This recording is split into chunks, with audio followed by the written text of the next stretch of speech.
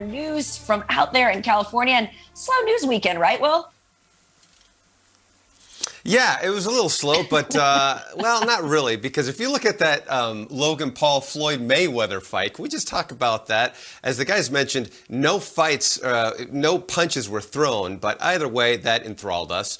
Also, Team USA, the soccer team did something. Oh, and Julio Jones, that as well. That's right, Jane. We've been talking about it throughout the program, and great having you on as always. And again, we mentioned that fight. Yeah, it was an exhibition fight, but the real deal was all about what had happened with Julio Jones and the fact that he is now a Tennessee Titan, really shaking things up in the AFC. Now, his former boss, Falcons owner Arthur Blank, releasing a statement about the move, saying in part, quote, "I'm deeply grateful for what Julio has done for our team and what he has meant to our city, and in my mind, he will always be part of the Falcons family."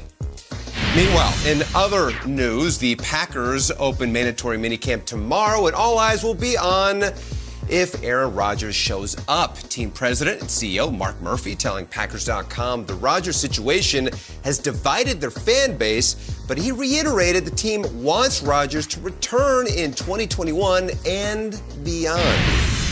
Elsewhere, Dolphins quarterback Tua Tagovailoa raising some eyebrows last week, saying he didn't know the playbook very well in his rookie season. Head coach Brian Flores doesn't seem too concerned, however, defending that statement by his quarterback.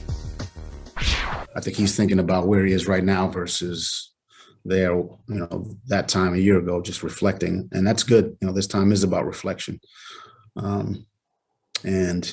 Where you are now versus where you were 6 months ago, being a first-year position coach and, coming out of that year, going into the spring, going into the next season, saying,